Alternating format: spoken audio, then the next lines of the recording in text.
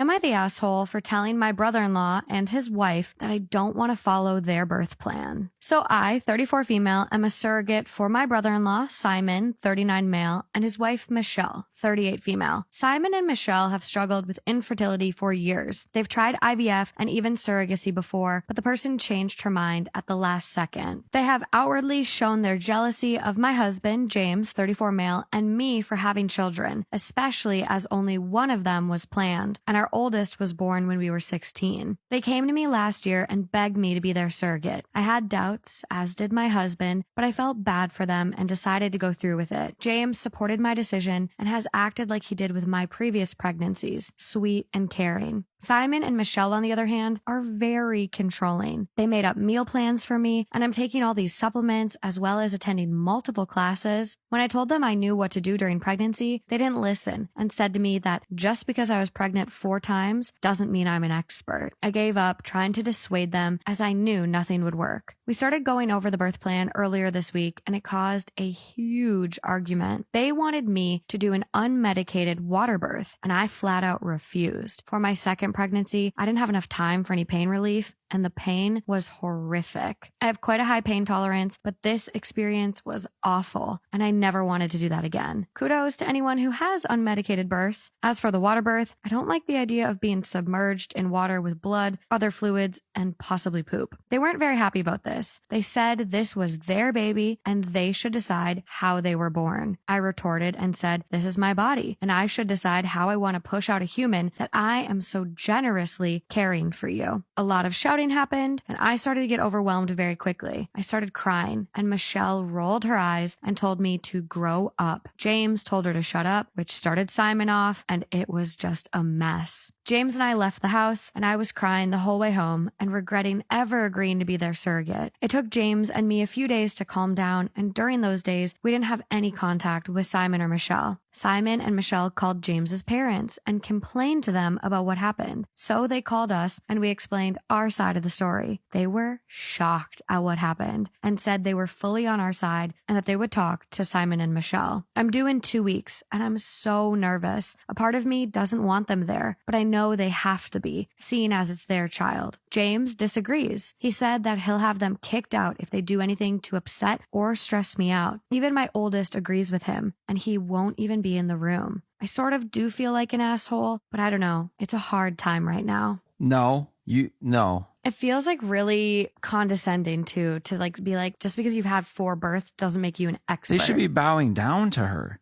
They should be like, you are giving us everything. Am I in the wrong for wanting to dump my fiance because she got the ick after seeing me cry? My fiance, 26 female, and I, 26 male, have been dating for 7 years. We got engaged last month. I found out something recently, however, which makes me very sad. I was going through a stressful time last year with work, and I was feeling very overwhelmed. Looking back, I think I was just overreacting, but during that phase, I just didn't know what was happening with me mentally. Then one night, I just started crying randomly for no reason. My fiance was surprised, but she comforted me and asked me what it was about, and I told her that it was life in general. The week after I cried, I actually got a promotion at work, and I realized that I was just overthinking everything and that things were actually fine.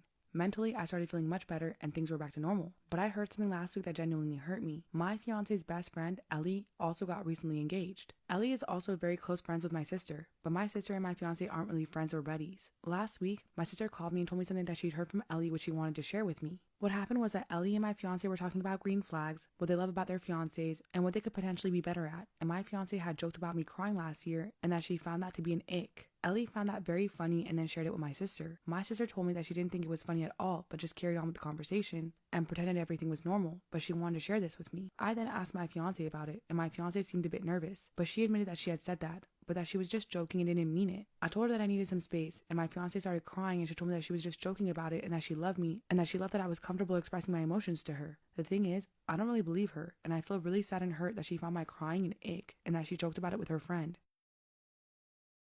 Am I in the wrong for kicking my sister's boyfriend out of my vacation home?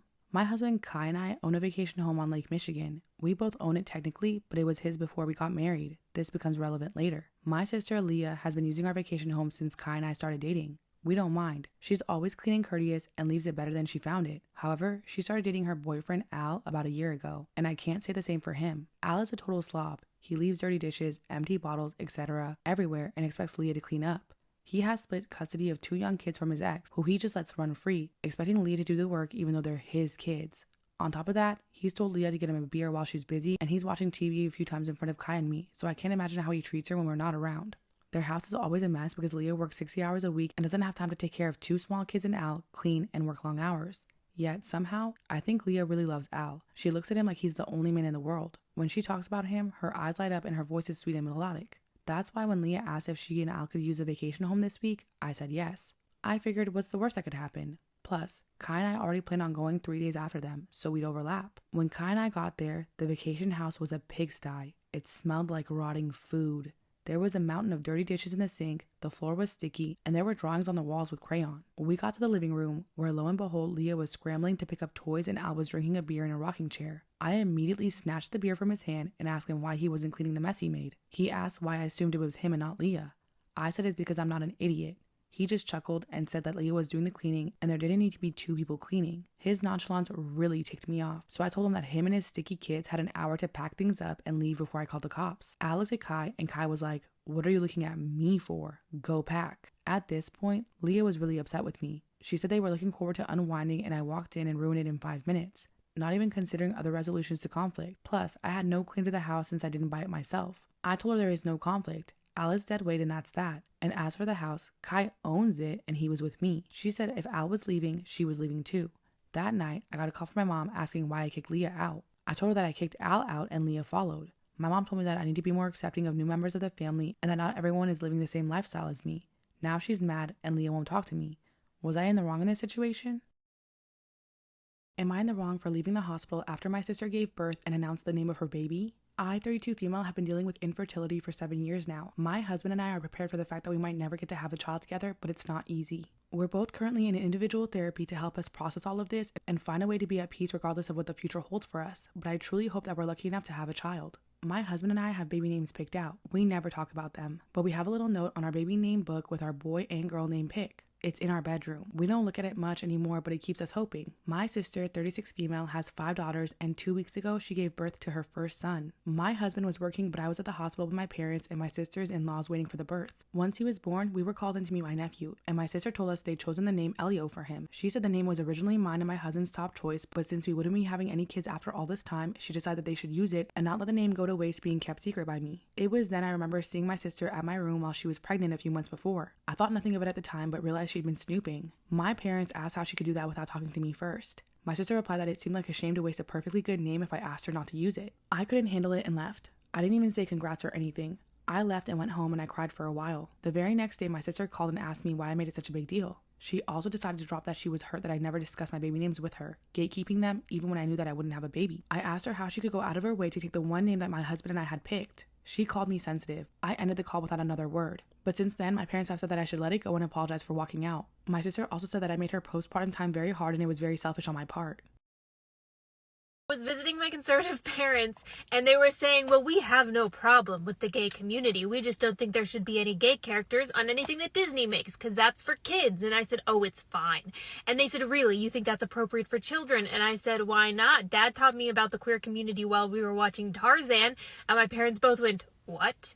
And then I told them a story that my dad swears never happened. So let it go on record that he does contest these allegations, as he should, because I want you to know that what he says in this story isn't totally politically correct or correct at all, but given how conservative my parents are, this conversation could have gone a lot worse. And the story goes, there was a young father on the couch watching Tarzan with his tiny daughter, me, and he asked me, who's your favorite character? And I said, I like Turk. And he said, who's Turk? And I said, you know, he is Tarzan's little gorilla friend. He wrecks the camp with the elephant. And my dad said, oh no, Turk's not a boy. Turk is a lesbian. And I said, what's a lesbian? He said, oh, it means, see, Rosie O'Donnell does the voice for Turk, right?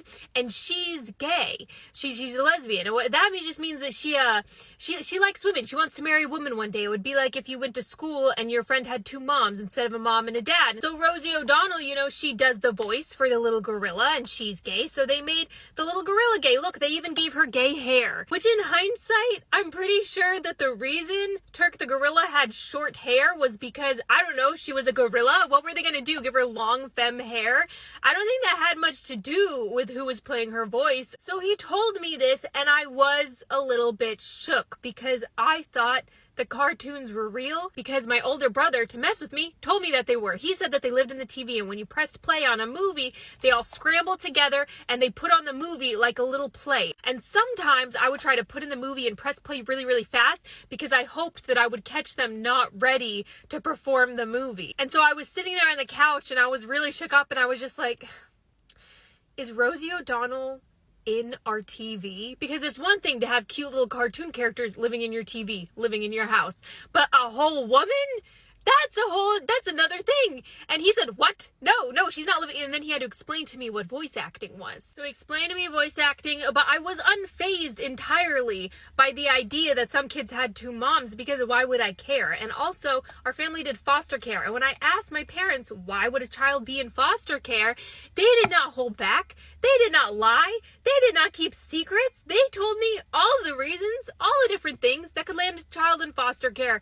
And they were brutally honest. And if I can wrap my head around the fact that some children have no parents and the reasons why that is, then I can definitely wrap my head around the fact that some children have two parents who love them, who just happen to be two moms or two dads. And I was really glad we had that conversation, because then when I went to school, I did meet a girl with two moms, and you could tell by the way she told me about her family that she was used to having to teach people about her family, because she explained it to me. She said, I have two moms. Just like a lot of kids have a mom and a dad, it's just like that, except they're both moms. And I was like Rosie O'Donnell. And she said, what? And I said, I know what lesbians are. I thought I was getting engaged this weekend, and now I feel sad and gross. This weekend was my 27 female, 4th year anniversary with my boyfriend, 27 male. We talk about marriage a lot. This isn't something we're weird about, and he's even told me he's had a ring picked out for over a year. We also travel quite a bit, but I'm usually the planner, so when he came to me a few months ago and told me he had booked us a trip to upstate New York for our anniversary, I was genuinely surprised. I didn't want to get ahead of myself, but the timing felt right, and I thought, hey, maybe it's time we're going to actually get engaged. To add into it, he also told me his family would be flying across the country to visit us the weekend after we got back. So the weekend comes and he's being extra nice to me, holding my hand everywhere, overly complimenting me, everything. Today he had this hike mapped out to the scenic overlook and everything. I was ready. Ready for absolutely nothing apparently, because nothing happened. I finally tell him I feel pretty silly because it's our last date and I thought he was going to propose. He laughed and said he thought I might think that, and even said his mom had told him she thought that was happening this weekend, and he told her no, that definitely isn't happening. If your mom is telling you that, hey, this kind of looks like you're going to propose, and he said definitely not, he didn't even think to consider that if his mom felt this way, that you probably thought the same. I just think his mom was more aware of your feelings than he was.